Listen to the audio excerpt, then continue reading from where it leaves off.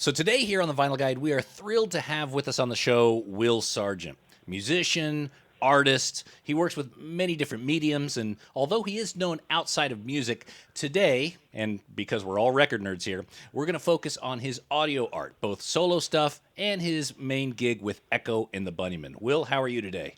I'm really good. Very good. Excellent. And before we get started talking about the new Echo and the Bunnymen live LP, it's all live now, which is available out on Run Out Groove Records. Let's first talk a little bit about your history. You were born in Liverpool around the 1958. What was it like being a boy in Liverpool? Well, I lived in a village that was outside Liverpool, about 8 miles, and we weren't really considered Scousers because we were kind of 8 miles away. So we were called Woolly-backs, really, which is a derogatory term, similar to redneck. But it was... was it a term you embraced, or was it? Did it come with a bit of shame? You just ignored it, because I didn't really come in contact with many what they call real Scousers at the time, Mm-hmm. So it was, I was only a kid, so it didn't really bother me at all.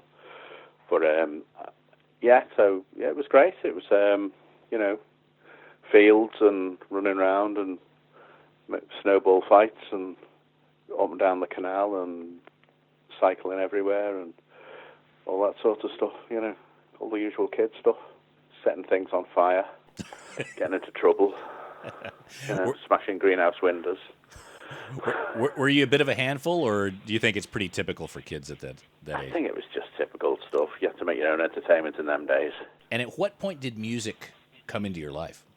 Well, look, I can remember my brother had a few records, and we had like a dance set record player. I don't think it was a dance set, the make. I think it was some other, type of mono record player.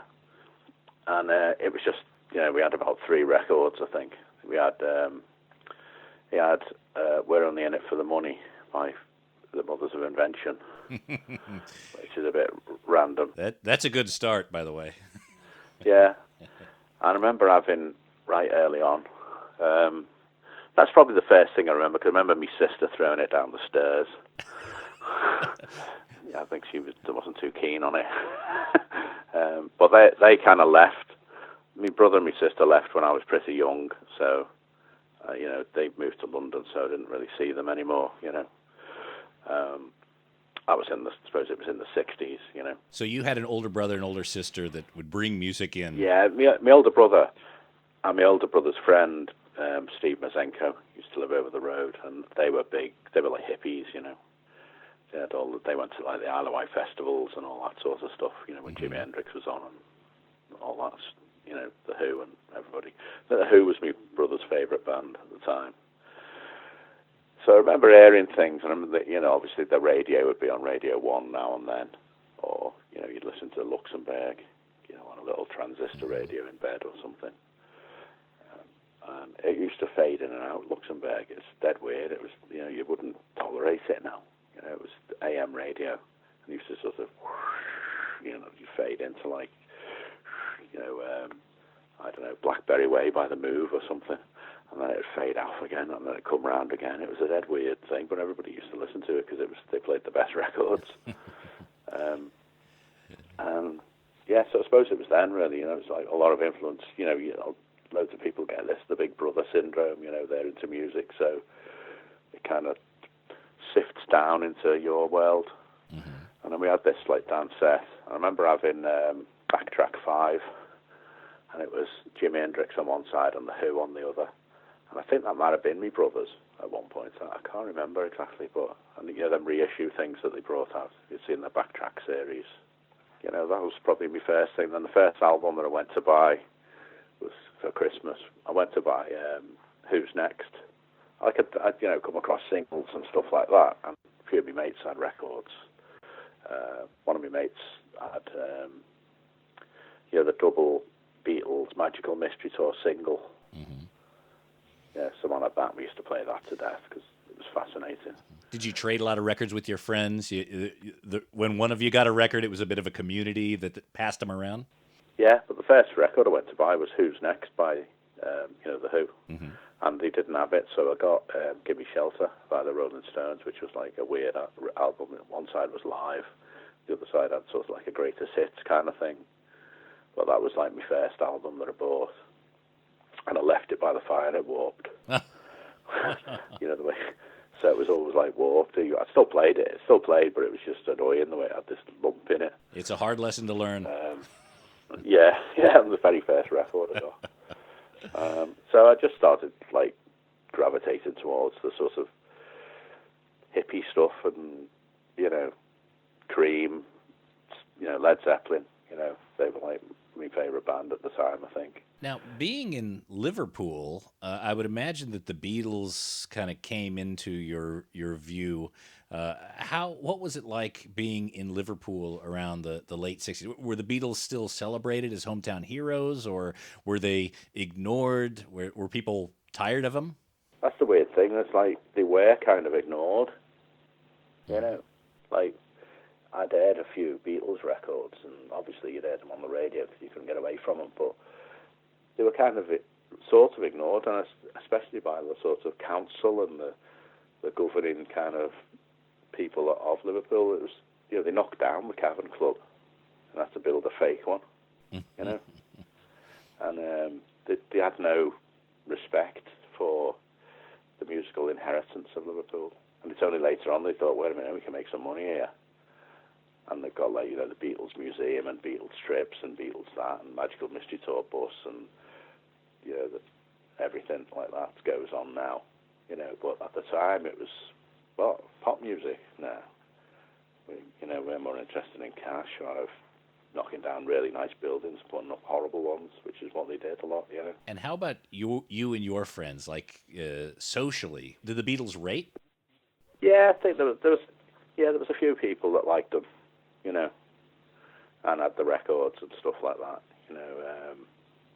but it's mainly the older brothers, I think. There's a lad called Alan Roberts I used to hang around with, and his brother had some Beatles stuff, I think, and I would say this other lad had the double single, Magical Mystery Tour single, but he also had, like, the other thing we used to play a lot was Holst, the Planets, because his dad had that. He had a radiogram. He was a bit posh. Mm-hmm. He had a fancy record player, big thing with a few records inside it and everything. Like radiograms were the things that were happening at the time. And a bunch of records which were never left by the fire, which played just fine. Yeah, yeah. So at what point did you decide to go from listener to participant? It was probably punk, really, and I started experimenting with. I sort of had a cassette player, an early, pretty early doors cassette player. So I'd record. We used to record Top of the Pops every week, just with a microphone in front of the telly, that sort of thing. On my mate over the road had a Grundig reel-to-reel tape player, so I was sort of getting fascinated by tape machines and tape players and things like that. And when cassettes came out, I got a cassette player and would do the same, record off the radio, record off the telly or whatever. And it didn't seem to matter that it was crap quality, just with a rubbish microphone and all that stuff. Mm-hmm. It was just the actual sounds and stuff that you could hear and get from it. And then I started like experimenting with cassette players. I used to dangle my dad. I got this guitar that was it was a Hofner, and I didn't know anything about guitars. I didn't even know how to tune it. I was about 13 or something, and I got this guitar off some lad up the road, and I used to just mess around with it. And I didn't even know how to tune it, how to do any chords or anything like this. And I could kind of plug it into the dance set by putting the wires into where the cartridge went, like sort of jamming the wires in. I don't know how I knew this. Maybe in an alternative universe, you're an engineer. I've got no idea how I knew how to do that. And and it used to have like a sound, like a fuzzy sound coming through the speaker. So I was left to my own devices, just messing around like that. And I used to dangle my dad's shaver over the pickup. And and like swing it backwards and forwards, and it would hum, like this sort of thing, And I used to like that, and I'd record it, and I'd listen to it. It was like early, I don't know, Metal Machine music or something. Yeah, and I just, records were just everything. I had a paper round. All my money went on records. Any money that I got from anywhere, it was records. I just became fascinated and obsessed by records. What was the most formative record for you during that? If you were to look back and point to one record, what would it be? Well, then when I was like 13 or something, probably that Backtracks album, Jimi Hendrix on one side and The Who on the other, because it had a bit of variety, and you could, it was like getting two records for one in a way, I don't know, just started getting into Roxy music and Bowie and people like this, Did you see any concerts back then? Yeah. I went to loads of concerts. Saw AC/DC with Bon Scott, saw Led Zeppelin, Roxy Music a couple of times, Dr. Feelgood, saw Bad Company's first gig. It's all kind of rock stuff, And then that kind of developed into the prog rock kind of thing, Emerson, Lake and Palmer, people like that, saw them. Yes. What else? Genesis, saw them Lights Down on Broadway. Oh, wow. Later on. So it was a good time because, everyone used to come to Liverpool, and it was cheap. It was like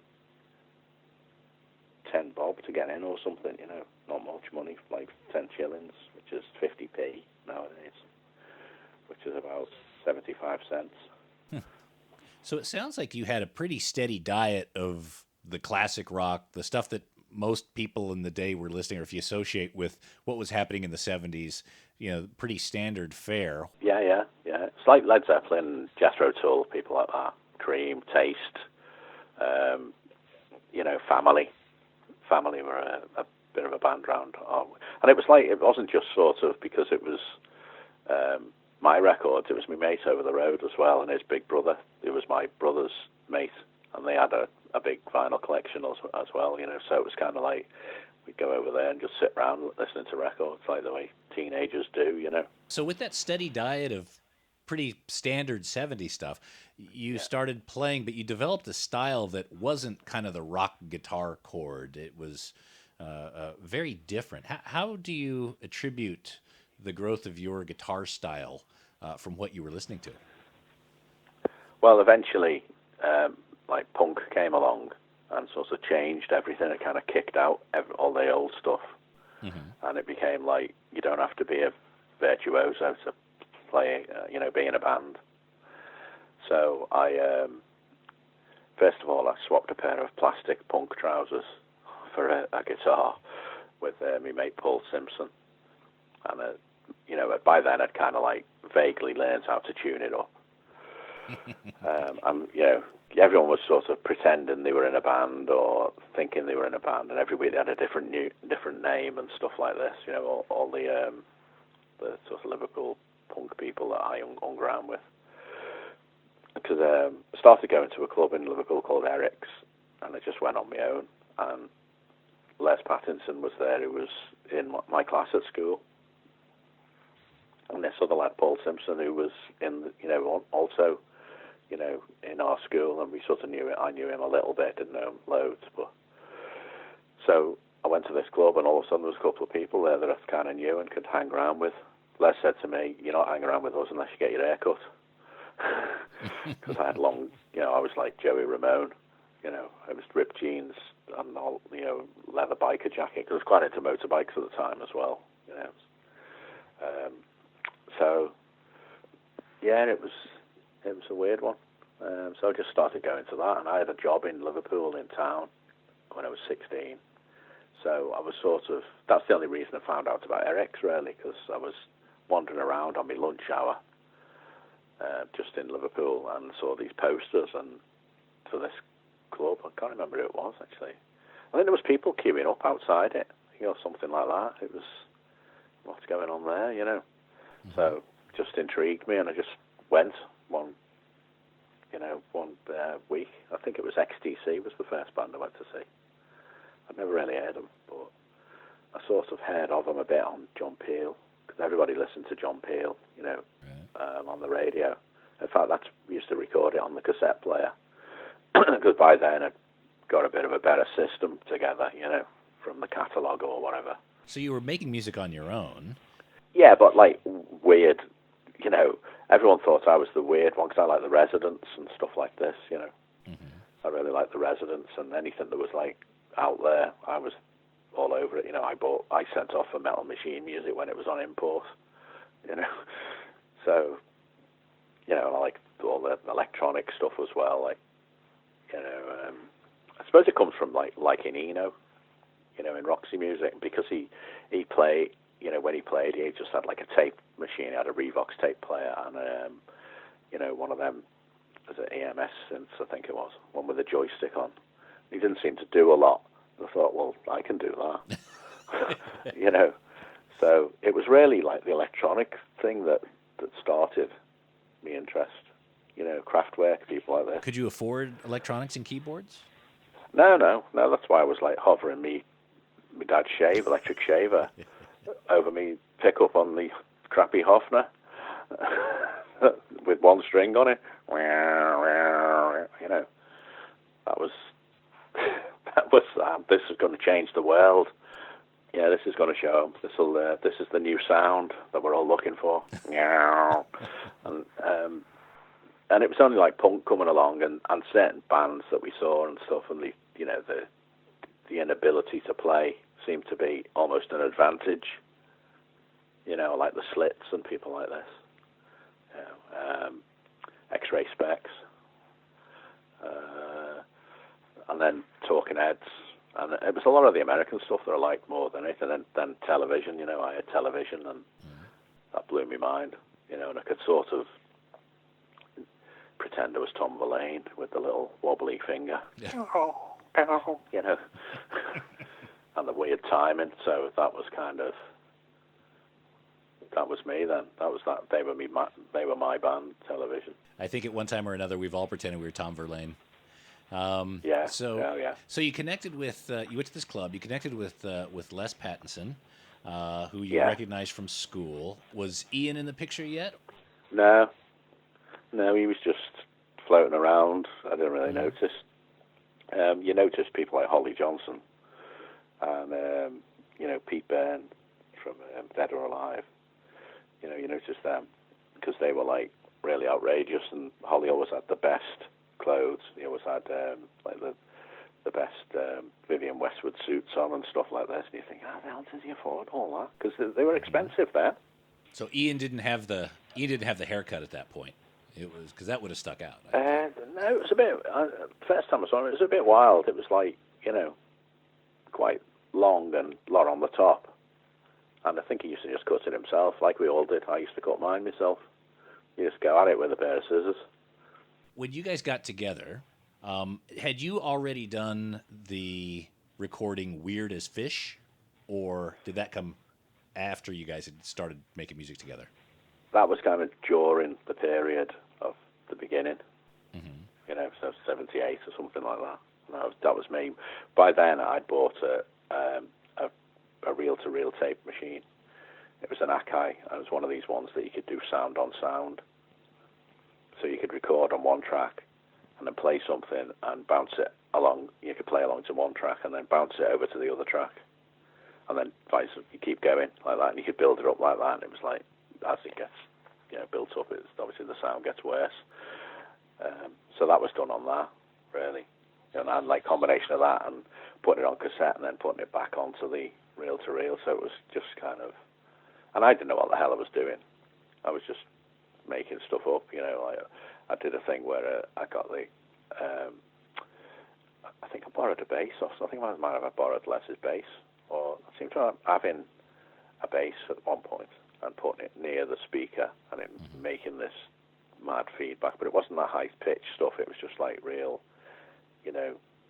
solid, thick, fuzzy feedback,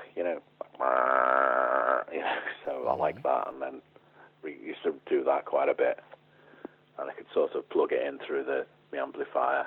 And I bought all this stuff on weekly payments, from my mate, as I keep mentioning, Dave Mazenko. His mum had a catalogue, it was called the Freeman's catalogue, and you could pay weekly. You could buy things, and I bought an amplifier. It was called a Fal Merlin, I think it was called. I think Yorkie from Space still got it. Oh. Still uses it, or I don't know whether he's still in space, but... The same exact one that you had. It's still functioning. Yeah, and I sold it to him. You got to get that back for the Echo and the Bunnymen Museum. Yeah, he could do, yeah. Well, they've got my guitar in the Liverpool Museum. They've got my first Telecaster that I also bought on weekly payments. Now, did you enjoy recording the music or playing the music more?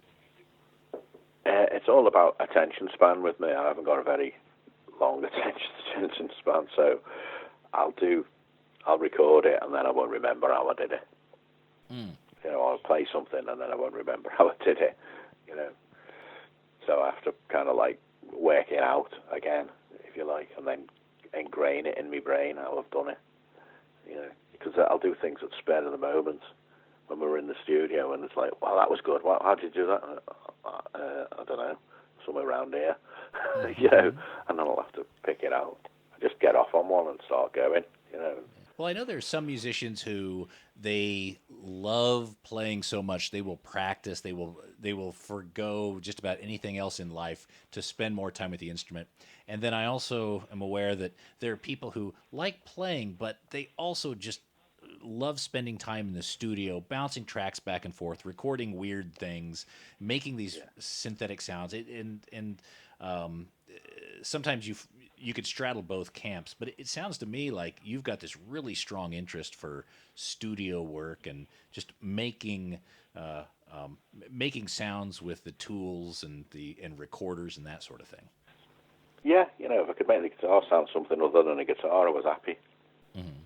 On Heaven Up Here, we did loads of that, putting it through all kinds of stuff, put the mics in weird places, and the amp right down the end of a corridor and the mic at the other end.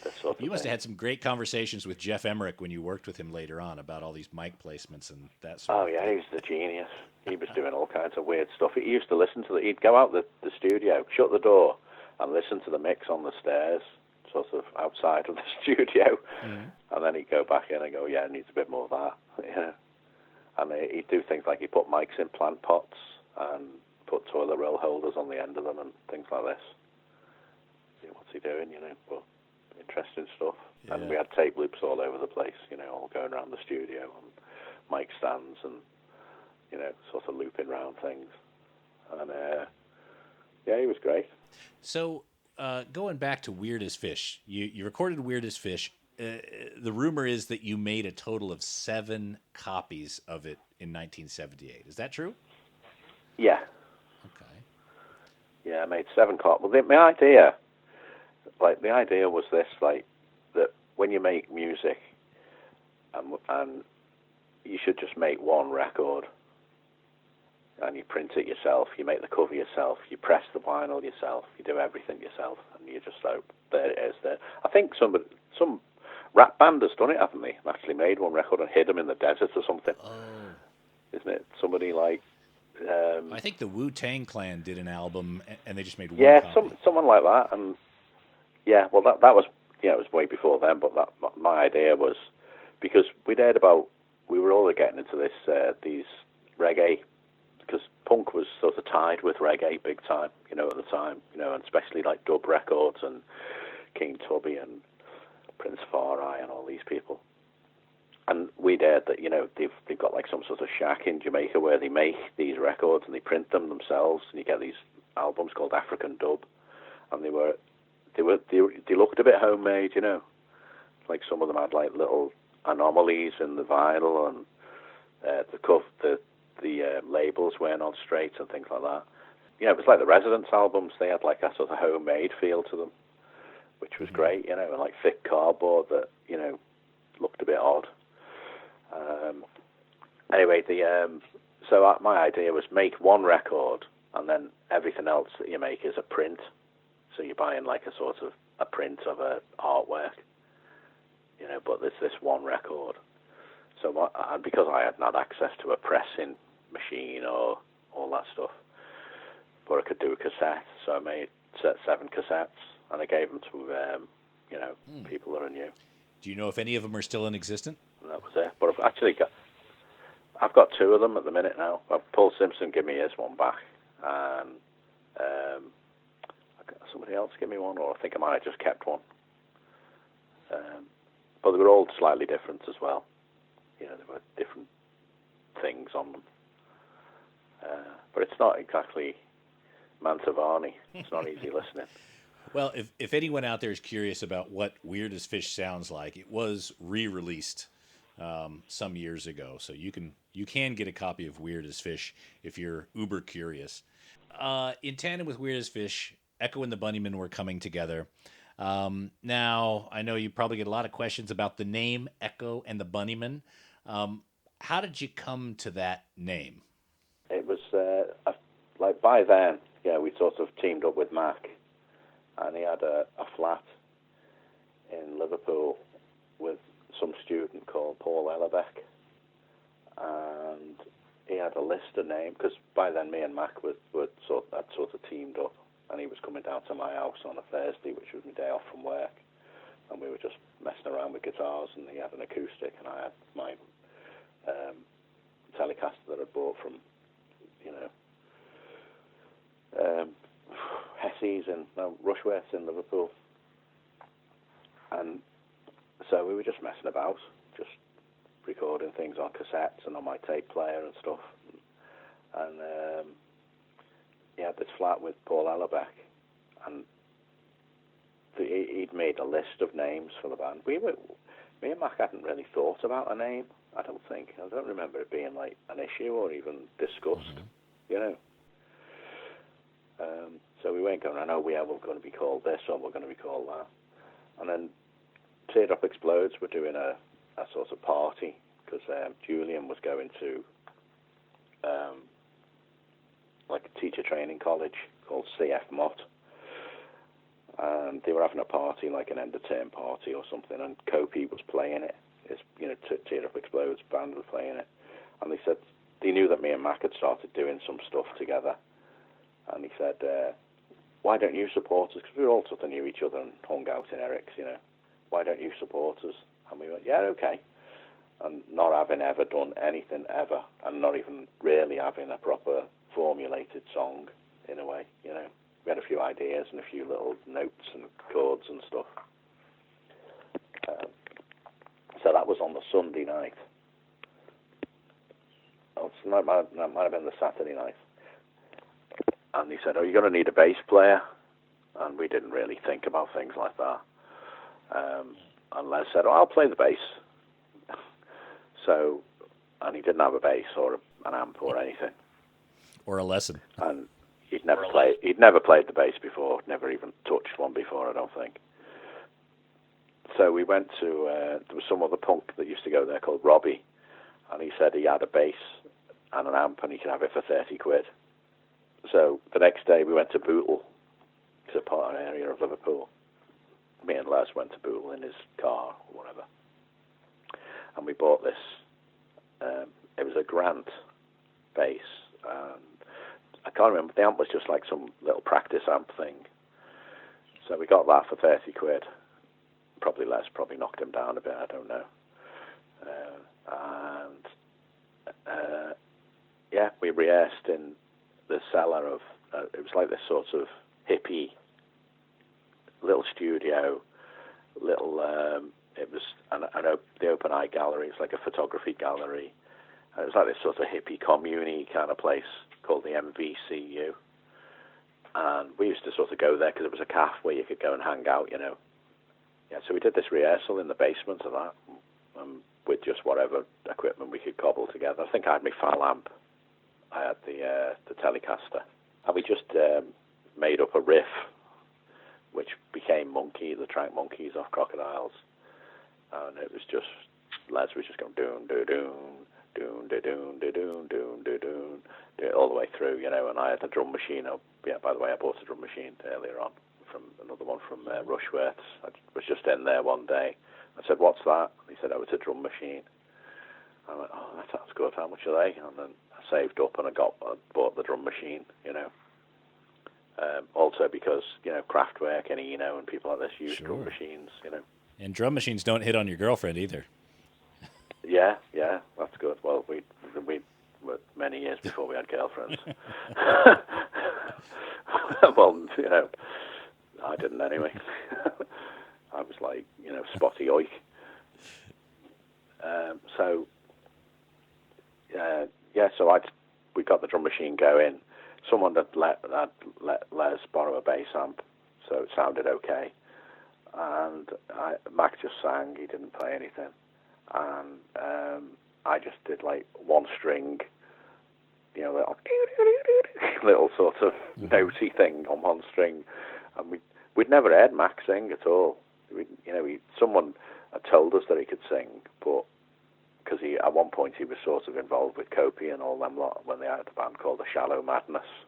But I don't think they actually did any gigs or anything really. You know, I think it was just a couple of rehearsals that Mac didn't turn up to. You know, and so until you guys got into this rehearsal space, you'd never heard Ian sing? No, we didn't hear him in the rehearsal space. Okay. I'm not even sure that he came. He just showed up at the gig. I think he might have come, but it was just like, we'll just do this riff, you know, it'll be okay, kind of thing. So me and Les, I started the drum machine, and Les started going, and then I just sort of joined in. And then Mac started coming in with all this stuff about monkeys and evolution, and it was great. It was like, wow, this is great.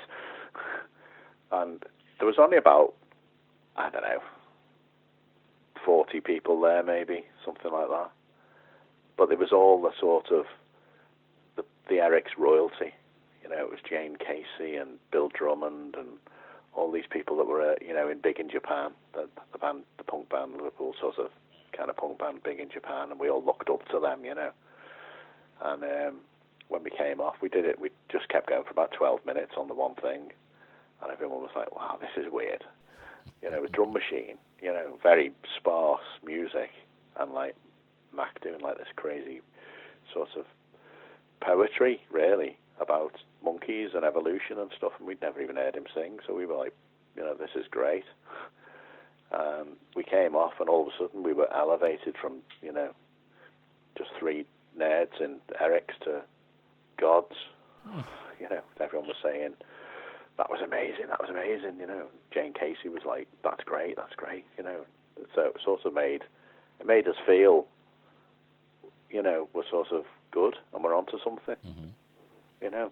And then the next time that sort of happened was when John Peel played our record, you know, later on when we did a single, and went the Mighty Echo and the Bunnymen. And it was like, wow, John Peel said we were the Mighty Echo and the Bunnymen. You know. We were almost, we even had a stamp made up with the Mighty Echo and the Bunnymen written on it, so we could stamp it on records. And, you know, we were all like sort of sending the singles out from Bill Drummond's office and stuff. I had to go over there in my dinner hour. I'm still working. And go and help post all these records out to people, you know, all over the country. It was like a little indie label thing going on, you know. And we had this stamp, the Mighty Echo and the Bunnymen. We used to stamp it on the on the cover of the mailer, you know. So the band name Echo and the Bunnymen is, I mean, brilliant. Because you can't forget it once you hear it. But I think Echo was the drum machine, right? I never asked that, yeah. Well, it was this lad, Paul Ellerbeck, and we were just about to go on, and we still didn't have a name. And Paul Ellerbeck told Julian Cope this list of names, and he just picked one off there, which was Echo and the Bunnymen. I didn't actually like it. You know, I didn't like the fact that somebody else had picked the name for us, but we got announced as Echo and the Bunnymen. But it didn't seem to matter then, because next week we could be, you know, something else, the Dasmen or something, you know. Didn't really matter, because we didn't think anything of it, really. But it just sort of stuck. And then people, you know, it did help us in the end, because it kind of became memorable or whatever, and I don't really know why, you know, but it was, you know, the likes of, you know, other bands that were about Eddie and the Hot Rods and Huey Lewis and the News that used to put me off the name. You know, I didn't like that. And you know.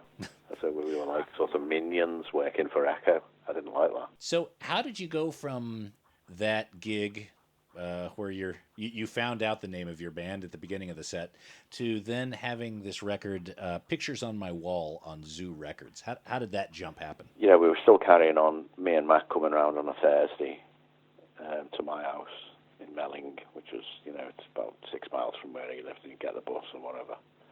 He was always late, like, you know, hours late, you know, 3 hours late, this sort of thing. But, you know, he did turn up, and we just had the ideas and stuff, and I was just, by then I'd learned chords. I bought a book on chords, and it was just like learning all the chords, you know. So I was just putting chord sequences together. One of them was Pictures on My Wall. Bill Drummond was in the crowd when we did that gig, and he was like started that Zoo Records label, and he'd done the Big in Japan record, and he was looking for all the things to put on it, you know. It was him and this lad called Dave Balfe, and they sort of were starting this little label up. And there was also a bloke called Pete Fulwell, who started Eternal, I think they were called Eternal Records, and he wanted to put us out as well. So we were like hot news all of a sudden in Liverpool. I don't know what, you know, from this one gig. You know, probably because we were odd. We had a drum machine, and we were like, you know, I was like this introverted nerd in the corner, like the scientist. Les was like the handsome Greek god, and Mac was like Bowie or something, you know. So, you know, it was kind of... So you were quite surprised at the attention you were starting to get. Yeah. Still no attention from girls, like, it was all... you know, it was all kind of muso, you know, people. And we had this self-belief that, you know, was arrogant as well. You know, we thought we were the best. We'd done one gig with, you know, one string on Les had a 3-string bass, and we had a drum box, but we thought we were the best band that ever was and ever will be. And we all thought that. It wasn't just Mac and his arrogance, it was all of us. We just thought we were the greatest thing ever. It was just weird. That first gig just really elevated you. Did you have a second or third or fourth gig which brought you right back to earth? No, we did. We got some more songs together. I think we got about 3 or 4 songs, and we did a support for a local band, and it was one of these Rock Against Racism gigs, and we just did that. I think that was on a Thursday night or something like this. I can't remember exactly what date, but that was like a thing. And then, you know, Bill wanted to do this record, so we went into an 8-track in Liverpool, and, you know, we made Pictures on My Wall, which was, you know, the drum machine, and we had a little bit of an organ thing on it, because they had an organ in there, like a weird little old kind of strange organ, and we did a thing where we did a drum, and we slowed the tape down, or speeded the tape up, so the drum was like, you know, like this sort of a sound, you know. So we were starting to get into like weird studio techniques that we'd never come across. Actually, before that, the very first thing we did, we went into the Open Eye Gallery, you know, that I mentioned before, the MVCU, and they had a 4-track in there, and we did Monkeys on a 4-track, and that came out on a Liverpool album called Street to Street. Oh. So that was the very first thing that we did, and that was like before the single. Like a Liverpool compilation of local bands. Yeah, and and we had an organ on that as well. I think Paul Simpson might have done it out of Teardrop Explodes. You know, went on to be the Wild Swans. So the record Pictures on My Wall, I think there's 7,000 copies made. Very popular record at the time. That led to a deal which allowed you guys to do full-length LPs. Yeah. Yeah. And you were signed to Cordova Records. Who was Cordova Records? No, not Cordova. Korova. Korova. Oh, okay. Yeah, it's Russian for milk. Korova. I think. Yeah, okay. It was from the film Clockwork Orange in the book by Anthony Burgess. it was, yeah. They used to go to the Corova Milk Bar. Ah. Yeah. So that's where that came from, and it was all that sort of Clockwork Orange kind of thing, you know. It's like, you know, the cult film. Okay. Who was Corova Records? Well, first off, we by then we'd sort of got a few tunes together, and we still had the drum machine, and we were doing we got asked to do and we'd had Single of the Week in all the magazines and everything. Somehow, we'd become sort of hip, you know, and you know, John Peel loved us and had us in doing, you know, John Peel sessions and things like this. And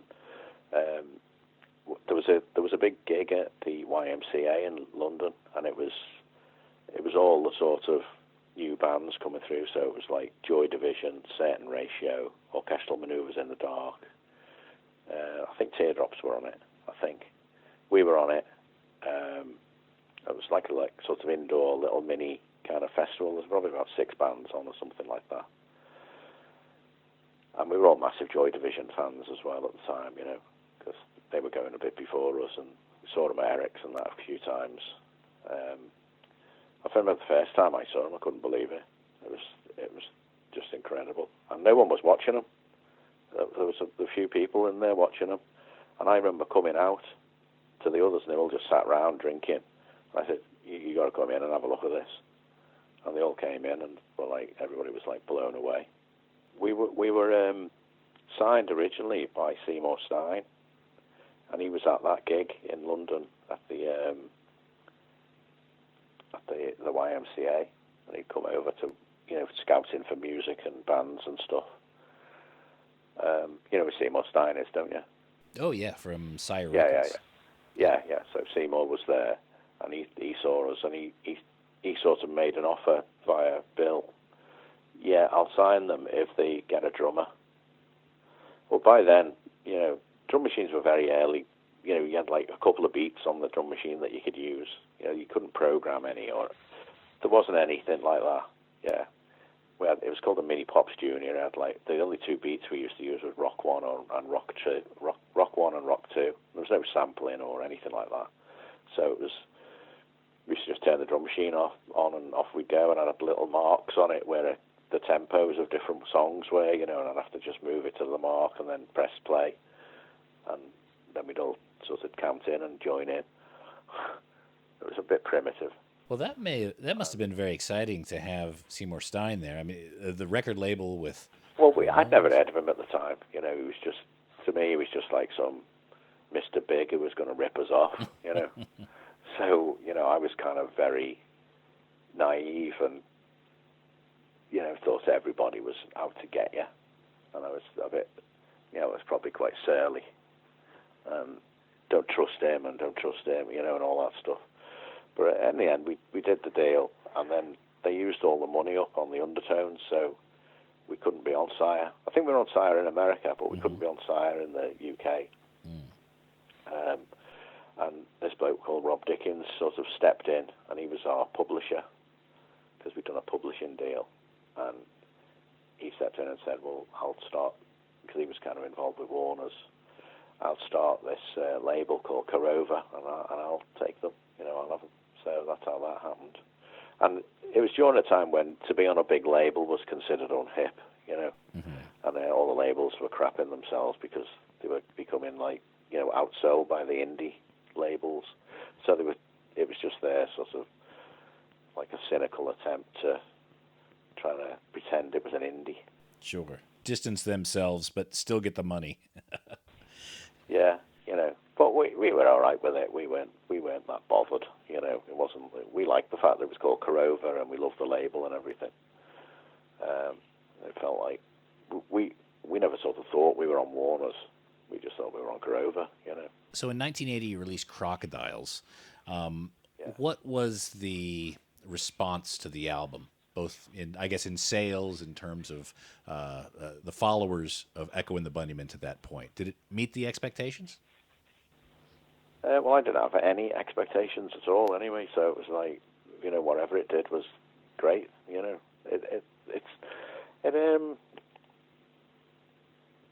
I can't remember how many it sold. Probably it sold a few thousand, like 30,000 or something like this. I think we got a silver disc, so that might be 60,000 eventually. I think eventually it sold 60,000. We got a silver disc off the label. We were more into it to just be hip, to be cool, and we weren't really asked about how many records we sold. Obviously it mattered. Like, it matters a lot more now, because if you don't sell now, you get dropped straight away. Then it was like they'd let you, make a few mistakes and build. It was all about not selling out and not looking uncool and not doing anything too cheesy. And we turned down loads of stuff that we were offered. All kinds of things, that we just, even, other bands that wanted us to play with them or whatever, we said, no, I'm not playing with them, Do you know what I mean? So it was like, we were kind of like, became very elitist and very kind of, we were the best band in the world ever that's ever going to be. That's what we thought. We believed it. But there's the expectation from the business end of sales, and of course that's always going to be there. But there was also that expectation artistically, which it sounds like that was the direction you guys were certainly focused on more. Yeah, I wasn't interested in sales. It didn't interest me at all. I know we sort of flirted around the charts a little bit, but you've got the music in your head. You got the music in your head, what you want it to come out and sound like, and then your experience in the studio creating an LP. Did the end result meet the expectations that you guys had artistically? To me, it was a bit thin, but that was kind of like the trend at the time, or if you like. We tried to avoid any sounds that were, like everybody was using, like the way now everyone uses that bloody auto-tune vocal thing. What's it called? Yeah, and it's like, all right, give it up, will you? It's shit. It's, Kraftwerk used it years ago, and it was okay. Now it's like annoying. It's so annoying, isn't it? Annoying, and it's like it was overuse or what, Mm-hmm. And so we were trying to avoid all the sort of trendy things that were going around, like chorus guitar. And when we did do a little chorus guitar thing, but we did it by double tracking on Rescue. We double tracked the guitar, and then did it again with the tape slightly speeded up, so it had like a sort of weird, natural, real chorus sound. That was Ian Brody that did that. And that was kind of like, it made it a bit sort of chorusy, but it wasn't this cheesy, sugary chorus that was all over every bloody record you heard, and we hated that effect, and we were much more into like echo and stuff like that, or creating sounds where you're putting the mics in funny places, or scratching strings or stuff like this.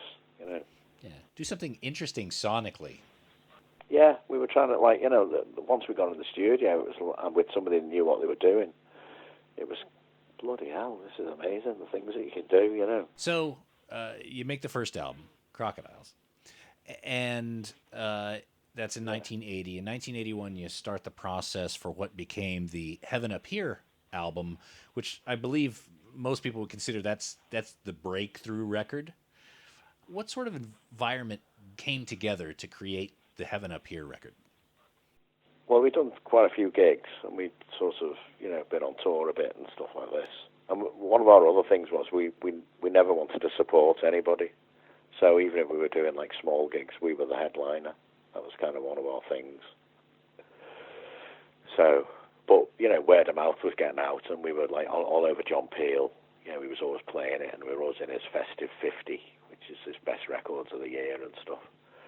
And he helped immensely, because everybody used to listen to it. Like the way when MTV came out, everybody was onto that. Then it was John Peel, That's all there was over here. And we weren't really worried about anywhere else. It was just like this country at the time, So we were, like Crocodiles was done in a few different studios. Like we did Rescue and Pride in one studio. I think it might have been, was it Trident? One in London anyway.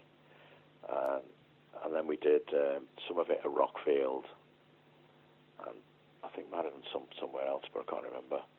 But we really loved Rockfield Studios. It was like the first time. You know, when we went there, it was incredible. It was like everyone was nice to you. You know, there was loads of food in the fridge, and someone would turn up every day and make you a massive dinner that was amazing. You know, obviously you're paying for it, all the record label were, which, you know, obviously goes on to our debt. But it was just this amazing place, and we just couldn't believe it. And we were, you know, they let us wander around with shotguns, shooting things. It was a bit crazy. We didn't shoot any animals, but we did some target practice. So we went back to Rockfield. You live there as well. It's a studio that a live-in studio, whatever they call them.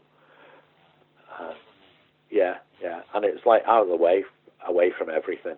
You know, you could go to Monmouth, but it was a good couple of mile walk down the road.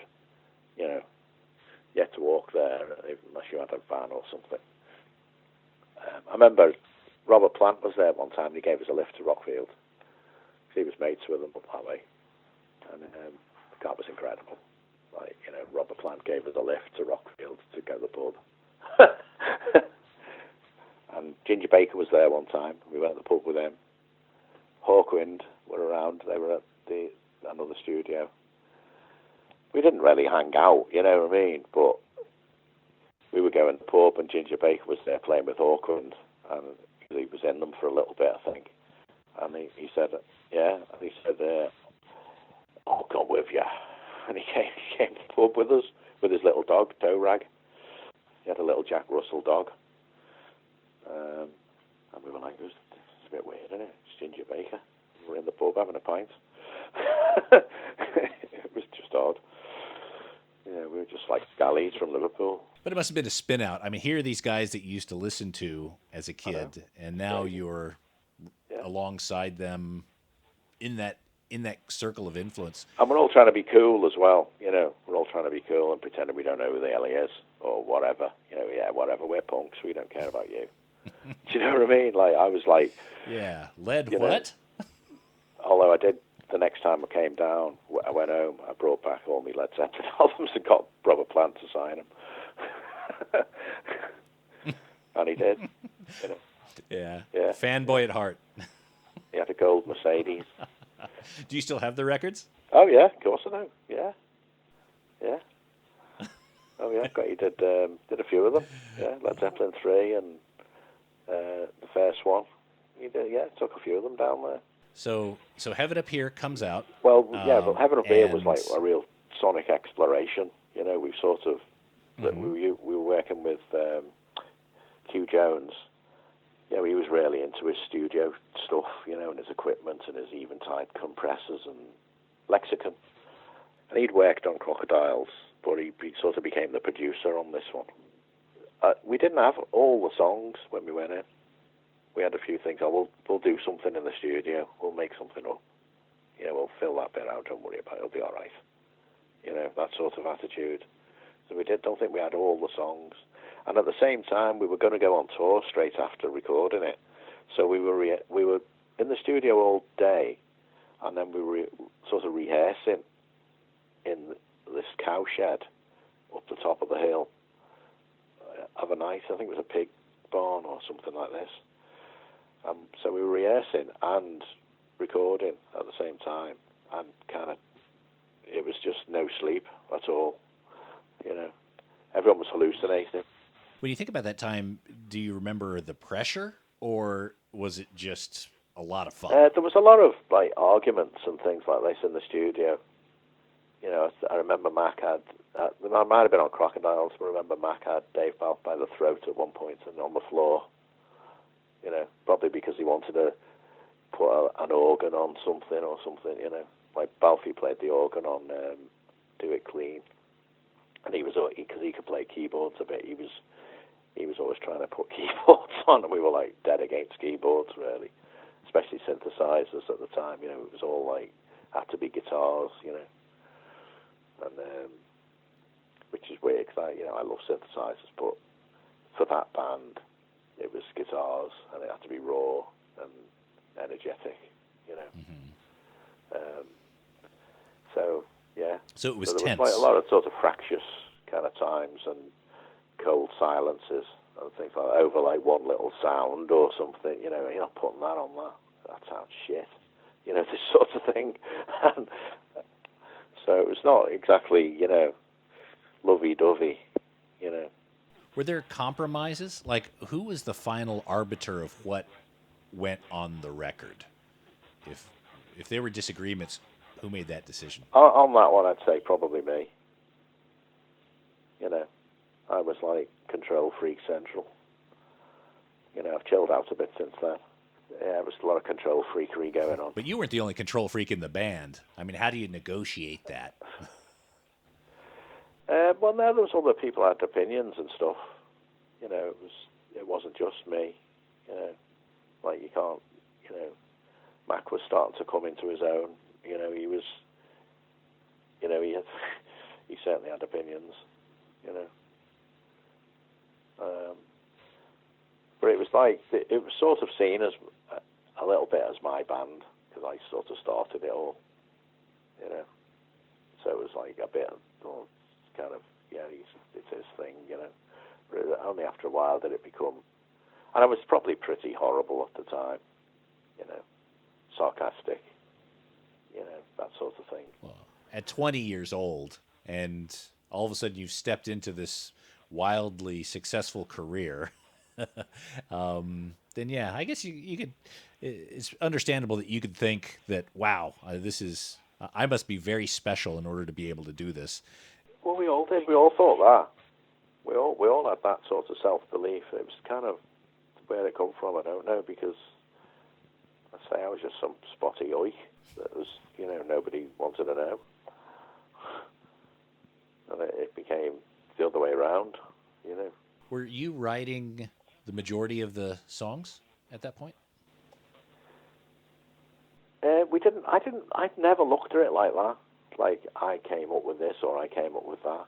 It was only later on Max said, oh, Heaven Up Here was kind of Will's album. But, you know, I came up with loads of the stuff on Crocodiles, like the chords and things, you know. And I remember playing them to Mac down the phone. You know, I've got this idea, and it goes like this, and play it down the phone to Mac, and he'd go, oh, yeah, that's great, you know. And then, like, he'd start working on lyrics and things, you know. But it was that I just saw it as a joint effort, you know. And it was everybody. You know, because I never said to Les, play this, Les, or play that. Les just knew what to play, and whatever he played was Les, and it was right, because it was what he wanted to play. Mm-hmm. And Pete, you know, the same, you know. It was not, we weren't on the talk back mic going, oh, Pete, make it a bit more like this, or do that, and do that. Oh, I did sort of ban cymbals. I didn't want any cymbals on it. So I sort of said, no cymbals. To me, cymbals are a bit too rock, you know. And I just thought, no, we don't have cymbals. You know what I mean? But I think there is a couple floating around. You've got to have a couple of things, but I did ban a lot of cymbal action and say no cymbals or accordion. Yeah. Or accordion. No, we didn't want any accordion on it. Well, we did have a recorder on it though. Oh, yeah, that's right. Because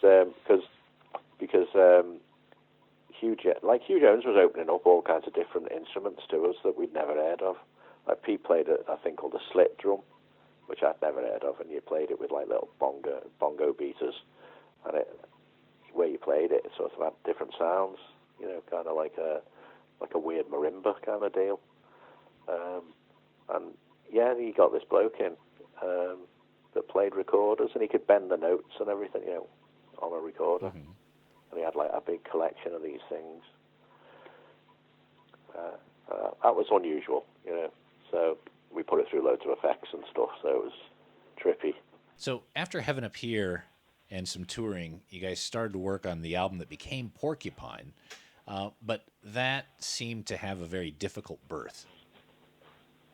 Yeah, well, we were on tour all the time by then, and we were you know, when we were rehearsing in the pig shed, when we were doing Heaven Up Here, we were going on our first American kind of tour. So we were like, not having any sleep or anything like that. So when we went out, we started touring, and there wasn't really that much time to write songs. We're not the type that write things on tour. Sitting in the back of the, well, there was a van in them days. It wasn't even a bus. It was like a little van.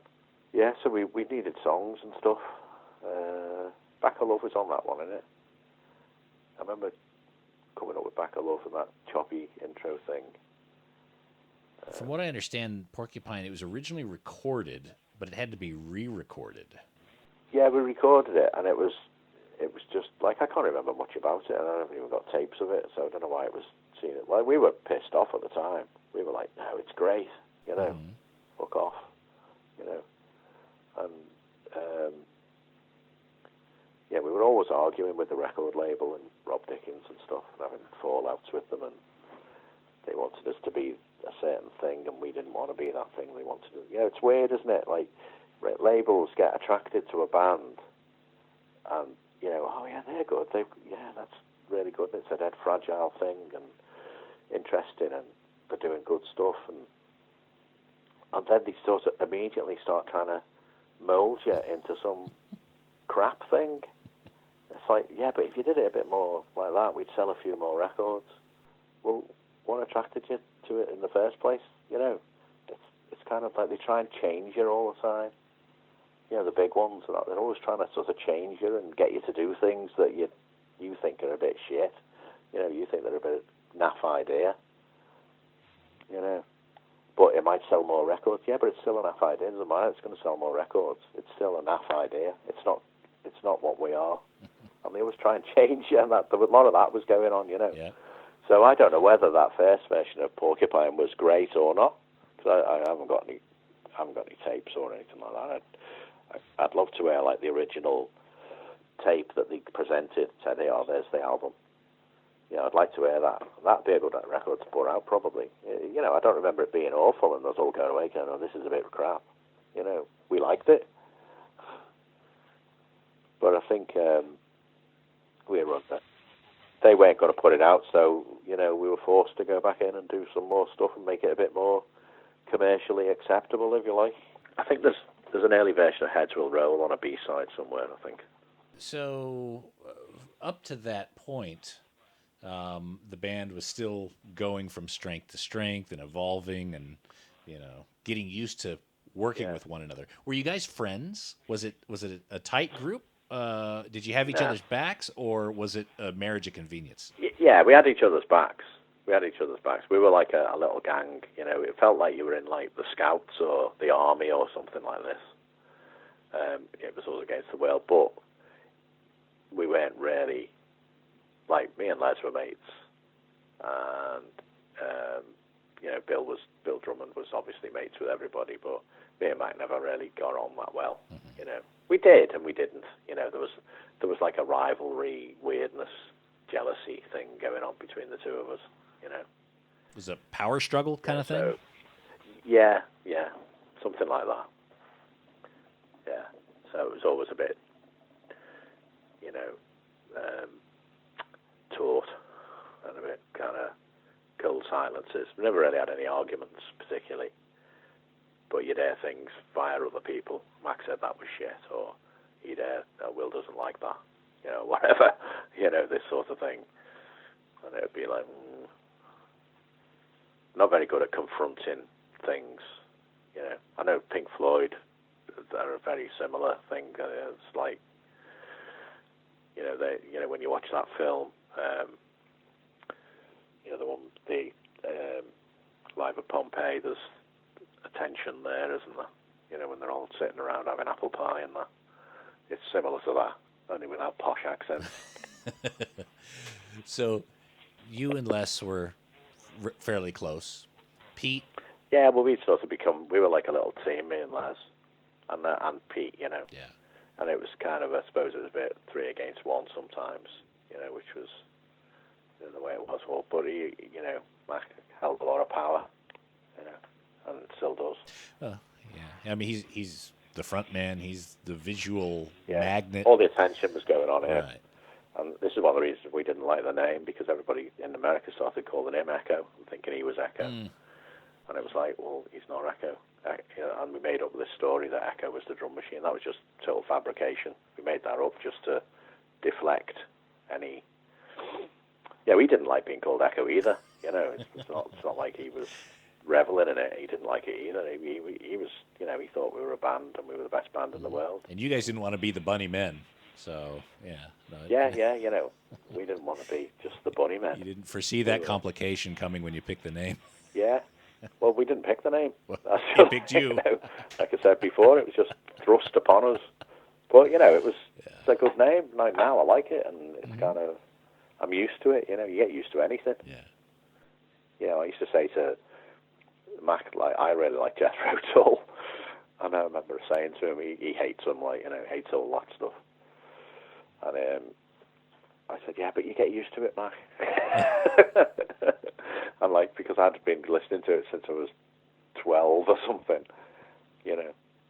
I love it now. I still like it now, because it's like anything where you get subjected to for years and years. You start missing it if it's not there anymore. Well, there's a magic to it, and there's an identity that you start to draw from it, and Yeah, it sort of brings you back to your bedroom in 1973. It's hard to enjoy the struggle while you go through it. Yeah. And it sounds like there were ups and downs. At one point, Yeah. Ian did leave the band, and it was many years before you guys spoke again. Oh, yeah. Yeah. That was quite late on, though. That was after, we'd done Lips Like Sugar and all that stuff. So after Porcupine, in America, they put out this 6-track kind of EP kind of thing, and that, had like Back of Love on it and a couple of other things, and it sort of, it became, that sold really well. That was obviously vinyl, and it became the sort of stepping stone over there. And we were sort of gaining momentum. It was like, by the time we'd done the Grey album, it was like I would say, it was like a snowball going down a mountain, and it was just gathering snow, and you couldn't stop it. There was no stopping it.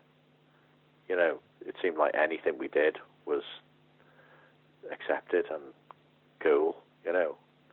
It's just weird. That American snowball effect, and it comes from work. You just have to keep going there, and like you two did it. They did it a lot better than we did. They did a lot more work than we did when they did their groundwork. And it was almost like a formula. You just keep going and you keep going. You play everywhere. You play everywhere again the next year, and you play everywhere again the next year, and eventually, if you good or interesting, everything starts linking up. It was kind of like that. And we started doing quite big places in about 10,000 seats, this sort of thing. And and then Mac left. So that was it. The dream faded. Do you remember the circumstances around that decision for him to leave? I think he just got fed up with it and wanted to go his own way. He wanted to do like solo records and stuff like this. He wasn't enjoying it, I suppose. He wasn't enjoying it anymore. So the band continued on as the prior 3-piece. Yeah. Recruited a new singer. And yeah, but during that period, then that's when Pete got killed on his motorbike. Yeah, Pete died on the way to a rehearsal. Yeah. And I guess you guys were waiting for him to show up, getting ready to do the day's rehearsal, and then you got the phone call. Yeah. Like we had done some things with him, and he was, been in we had a little studio set up and stuff, and it was just that was that. It was just weird, and then we regrouped and took it from there. But we'd sort of done 10 years work and kind of felt we didn't deserve to be just cast aside. unnecessary parts of something that I had kind of started. It felt, there was a lot of bitterness, Mm-hmm. there was a lot of bitterness in there, and it was a lot of, fuck you kind of thing. Again, like Pink Floyd, like Roger Waters left or whatever, and the others carried on, But the thing with them is the music is so massive and so iconic that, like, Roger Waters can go out and do The Wall or whatever, and it'll be just as big as ever, just as big as if Pink Floyd were doing it almost, But we weren't in that position. So it just got less and less, and it just, at the time my wife got pregnant and there was no money around, and I was just thinking, what the hell, what am I going to do? And someone suggested, when you get back with Mac, because he's, thinking about it as well, so I sort of just said, look, I'm not doing this anymore, forget it, I'm going to have a word with Mac. And I phoned him up, and it sort of, the second coming happened, Mm-hmm. But it was, it was a lot of, like, pressure and, not knowing what I was going to do, Mm-hmm. and a kid on the way. So, these are the realities of life. Was it comfortable talking to Mac the first few times? Yeah, me and Les went out with him and had a pint, and it was okay. Les said it was like putting on an old pair of slippers. Mm. Which Les always comes up with these gems, And at the time, Mac, he'd had a couple of solo attempts. Again, it seemed the whole was greater than the sum of the parts. Yeah, well, we did. Mac didn't want to do the Bunnymen straight away. He thought it had all been tainted and, all that stuff. So it was like we started a new thing, me and him just started this new thing called Electrofiction. Mm-hmm. Took us ages to think of that name. And, it was like no one could pronounce it.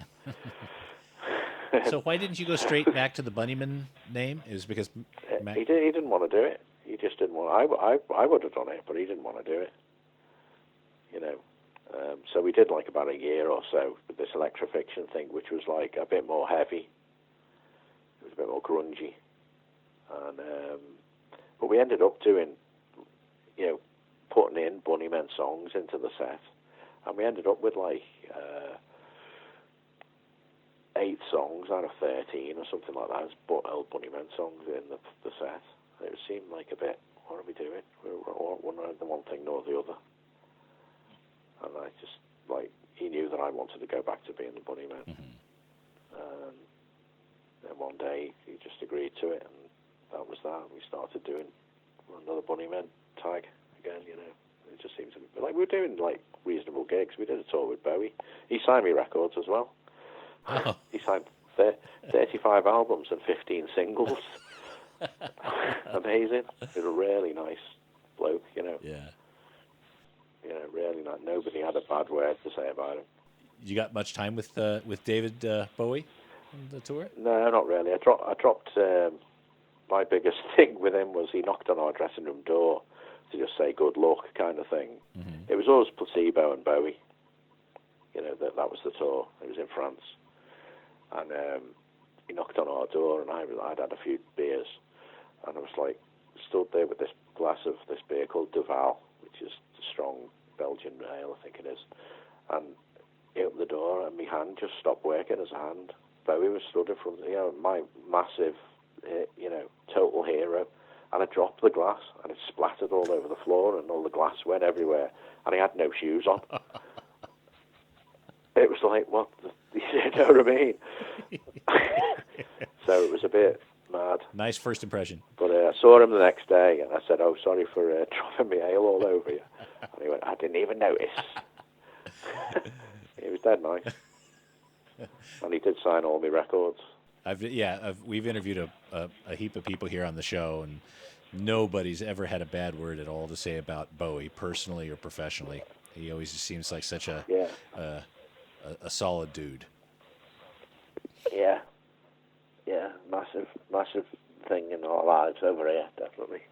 Now, speaking of solid dudes, while you guys were recording the Evergreen LP, uh, Yeah, Liam Gallagher joined in the sessions. Can you talk about that a bit? yeah. They were just doing an album in the next studio. We were in. God, I can't remember what studio it was. I think it's something called West Side or something like that. It's in London. Never really liked recording in London because, I prefer the countryside studios really. Where you can sort of, there's no distractions, But anyway, we were doing the mix, I think it was. We were up to the mix stage. And they were just in the next studio, and we were talking to them a little bit, and Matt got talking to Liam and asked him to come and do a bit, and he did like a little yeah thing on Nothing Lasts Forever. Mm-hmm. Yeah, it was great. I remember going in the studio listening to their album. They had a PA or something in the control room. It was ridiculously loud, and they had every amp you could possibly think of, all given to them for nothing. In the studio. But they were all right. We've done a couple of things for Noel since. He does charity bits and bobs, and he's had us on a couple of these things with him. I think he's got a bit of a soft spot for us. So, Echo and the Bunnymen Mach 2 or 2.0, I should say, started in the late 90s. Since then, there's been several albums: Flowers, Siberia, The Fountain, Meteorites, all about 4 to 5 years apart. Will there be more Echo and the Bunnymen studio albums in the future? Well, yeah, that's what we're doing. We're doing we're on the verge of signing a deal. Whether I don't really like to say that in case it doesn't come off, but we're on the verge of signing a major deal, and we're going to do. They want us to do an orchestrated version of all our sorts of greatest hits, if you like. So it's like basically done with an orchestra and a few little extra bits and bobs. And it sounds quite interesting. Talking about Abbey Road, Mm-hmm. which would be great. We've been to Abbey Road before and done strings there before in that that magical room. And I remember just lying on the floor in the middle of all the string players, and just soaking it all in. It was great. So that's and then like me and Mac are working on bits now. Mm-hmm. We've got some ideas going. It's all going pretty good. We're doing a tour with the Violent Femmes coming up. Now, Les has relocated to Australia, so he's no longer part of the band. But Yeah, he left a while ago. but you and Mac are still the driving force there. Getting along well? Yeah, pretty good. Not too bad lately. No punch-ups. There's never been any punch-ups, really. It's just always weirdness. But yeah, we're doing all right lately. And Do you think you could take him in a fight? probably not. Okay, just go for the knees. That's what you gotta. No, I wouldn't want us to have a fight with him. Yeah. So you have the Echo and the Bunnymen that keeps going on. We'll call it the day gig, but you also have several other creative outlets. You've got your paintings, your artwork, which people can see at willsargent.com. Very interesting stuff there. You've also continued your solo ambient work, and you've got some very interesting pressings out there. Some of your releases are lathe-only releases, as few as 50 of the units pressed. What does that mean for you to be able to do that? I just love records. I like the sort of collectability of records and stuff like that. It probably comes, a lot of it, from the residents. The residents seem to do, what I'm talking about. Yes. Early on, they used to just do vinyl, and it always seemed like real homemade and kind of limited and unusual and mysterious. Not just the fact that nobody knows who they are. We all sort of know who they are now. I know the name, but it doesn't really.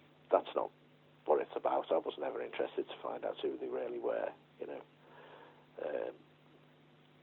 So. I remember one Christmas I got through the post. I bought a few records off the residents, and this was before the band. We had got anywhere really. We might have done a single, I don't know, but it was 1978, and I got like Santa Dog 78 through the post. I hadn't even ordered it. It was like a Christmas card off the residents because someone was following them, or people liked the records, and you'd buy things directly from them. Yeah. And that was like, wow, what a great band. Sending you a record for nothing, and an interesting, unusual one as well. That's one of their very rare ones, I believe. Yeah. Wow. And they I think they sent that record to random folks as well, not just fans of their music, but I'm sure certain listeners of their music, but also to record company executives or insurance company heads, that sort of thing. It wasn't a look at me, listen to this. It was it seemed like a project in randomness. It was an artistic statement. Yes. Wow. Well, I'm glad I got chosen. I'm one of the chosen ones. So yeah, and he phoned me up one day, the bloke from the residents, because they were at Warner's when they were doing that commercial album, and they were at Warner's, and Bill Drummond was there, and he said, he would like to speak to you. It'd be Will from the Bunnymen, and he phoned me up, and somebody said, I've got one of the residents to talk to you, and I was like, what? And I lifted the phone up, and he told me his name, and I said, look, I don't want to know your name. And it was weird. That was a surreal moment. Like, when somebody that you really, appreciated phoned you up. It was kind of, God, I'd be playing the resident. It used to really annoy the neighbours. So your solo work, the ambient work, some of those limited releases are an homage to the residents. And is it a statement on collectability? It's just, I don't know. It says it's like my hobby was records, so it's sort of I'm in a position where I can make records, so it's kind of like an extension of the collecting. My sort of the things that I collect, mainly 60s kind of psych stuff and things like that. It's kind of, I don't know, just I like the collectability. They don't have to be great records almost, they just have to be hard to find or interesting, in some way. Well, could it be that, records have really helped mold you into the person that you are, and you found so much enjoyment out of it that this is your way of kind of giving back to that ocean of music out there and contributing to the whole vinyl collectability crowd? Yeah. For there is some real Bunnymen obsessives out there that collect everything, and something for them to find and put with their other records. And some of them turn up. They've got all their albums, and you get you to sign them, and you think, God, I nearly found that. It's great. Yeah. It's like stamp collecting or whatever, or coin collecting, same sort of thing, isn't it? It's a bit nerdy, but so what? You got to have a hobby. You got to have some way to pass the time. And believe me, that's why I tell my wife, there's a lot worse habits I could have than record collecting. Oh yeah, definitely. Well, that's where all my money went on records or hi-fi equipment. I've got a record player in every room in the house, a vinyl record player in every room in the house. How many records do you have at home? I haven't got when I say thousands, I probably have got a couple of thousand, but I haven't got 20,000. You're not like one of those guys on the Hoarders TV show that just No, surrounded I by can still records. move around. I haven't got like a little corridor in between everything. Yeah. But you know, I've got quite a few records, but I had them all in the basement in the house, and it flooded one year. Well, I left the hose on when I went to America, so it kind of ruined a lot of them. You know, the covers and that, so they're all a bit wonky. I had to dry them all out and everything. Most of them are salvaged, but a lot of them are a bit wonky and a bit wrecked. But yeah, I've got quite a few records and play records every day. You know, everybody buys me records for my birthday. You know, so that's great. How often do you find yourself in a record shop? On tour, it's the main thing. You know, we kind of do. We always hit the record shop if possible. You know, the rest of the band are like that as well. Like Steve, the bass player, he loves records, and Nick, our drummer, he loves records. You know, so we're always like looking for things, and we go pottering about. Go to all the good record shops around America. Oh yeah, oh yeah. Yeah. So, is there anything in particular you're looking for? A missing piece to your record collection? God. A lot of things I've just, you know, I probably got Metal by Pink Floyd about 4 times. I just, you know, you see it in a record shop and you think, oh, it's only $5. Yeah. I'll have that. Look at the cover, it's in good nick and it's a different version. And, you know, I don't know, just, I wouldn't, you know, wouldn't mind see Emily play on a 7-inch. Oh, okay. You know, a original one. I've got On the Lane. That was just from a car boot sale. I also got, do you know that band, the 23rd Turnoff? No, No, I don't believe so. they were like a Liverpool band. They were originally like a Merseybeat band called the Kirby's. And they became this sort of slightly psychedelic band called the 23rd Turnoff. It's always on the Nuggets albums. It's called Michelangelo. It's a 7-inch on, I think it was on D-Ram Records. Yeah, I got that in a car boot sale for 10p. I couldn't believe it when I saw it. It was like, obviously, because they're a local band, it's one of their aunties or something has had it in the radiogram since 1967. You know, and it's never been played once. Oh, here's our Jimmy's record. Well, put it on, Mary, and they'll put it on, and they go, oh, we don't like that. Put it in the radiogram. It's just forget about it, you know. There must be loads of stuff like that floating around from Liverpool bands, you know, where their aunties have got the records and they're just in the loft or something, you know. Are you always stopping by car boot sales and tag sales? Yeah, and lawns? Yeah. Not as much as I used to, because they've gone a bit rubbish, car boot sales now. Years ago, it used to get all the gems, all the amazing stuff. Now it's a lot of crap. All the good stuff has gone. All the antique people have got all the good stuff. You know, and plus eBay, everybody sells it, don't they, on eBay? So it's kind of, you know, you don't really come across the gems like you used to. You got to look a lot harder to find them. Yeah, I think, you know, there's a good record shop in Southport, which is where I live, you know, near where I live, and they're Quicksilver Music, and they have a good collection of classic rock and stuff. I go in there quite a lot. So you've got a new record out as well, an Echo and the Bunnymen LP. It's all live now. It's I think about 10 or a dozen tracks, mostly cover tunes. Can you talk a little bit about the record? Well, what it was there was a mate of ours was opening a cafe in Liverpool called Cafe Berlin, and it was before, you know, coffee bars and all that stuff. It was kind of a new concept. It was food and, you know, coffee machine and, you know, a bit like a Starbucks, but before Starbucks was invented. So they asked us to play in his opening, and we said, yeah, okay, we'll do it, but we'll do all cover versions. And we started like rehearsing these covers and kind of like just for something to do. You know, really, it was like a kind of a little concept that we set ourselves, a little task.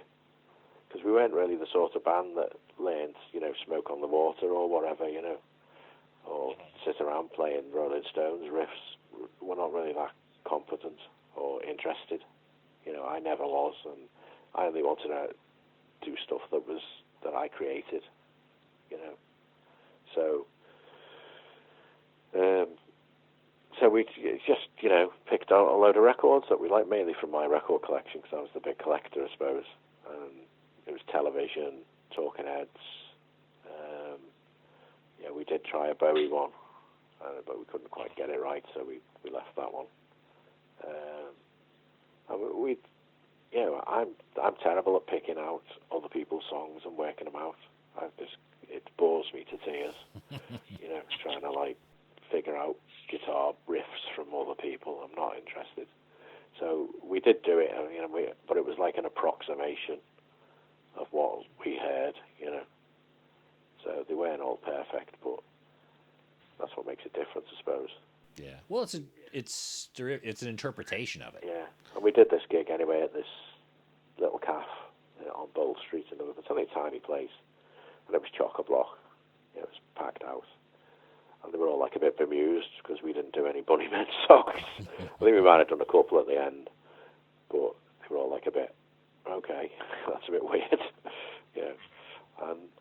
And then we got off. We got off at a tour in Sweden or some gigs in Europe or something like this. And we'd had a few support bands that we hated. We thought were crap. So we sort of said, well, why don't we support ourselves and we'll do the cover version set. So that's where that came from. And then some Swedish radio station recorded it. So it's quite a good quality recording. And that was how that came about. But it's been out in a bootleg for years, but bad quality, Mm-hmm. Or sort of FM radio quality, if you like. Right. So you guys went back to the master tapes here, and again, the album is called "It's All Live Now." Quite a few cover versions of The Doors, Rolling Stones, Velvet Underground, Television. There you go, some Tom Verlaine fans. All the bands that we loved. Yeah.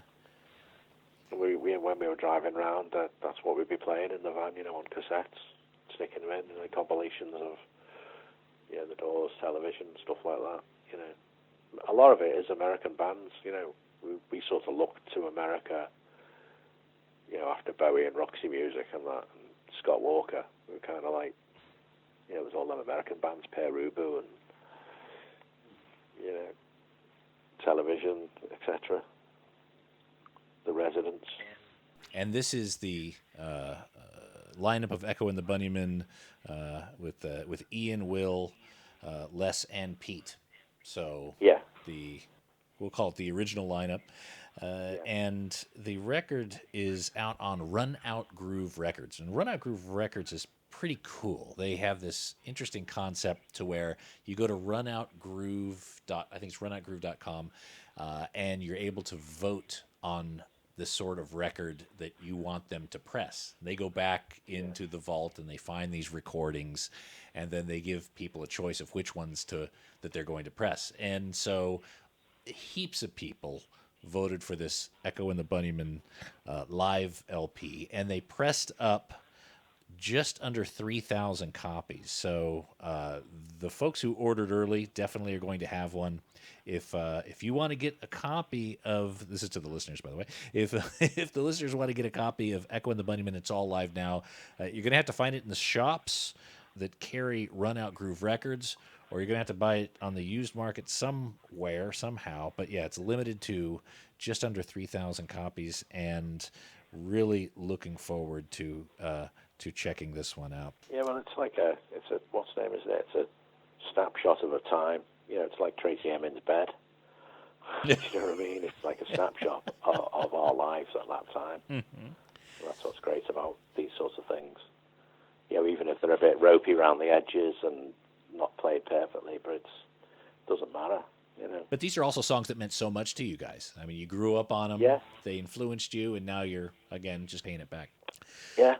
So, Will, really, again, want to take the opportunity to thank you for joining us here on The Vinyl Guide, for talking about your history, the history of the band that so many people out there love, Echo and the Bunnymen, your approach to music, your record collection, how you grew up, what influenced you. It really has been fascinating. And, again, want to just make sure people know that the Echo and the Bunnymen live It's all live now. Is available on vinyl, 3,000 copies. So make sure to check out Run Out Groove Records for your copy as well. Thank you so much, Will. Yeah, no problem. Enjoyed it. It's great. It's like a walk through a historic forest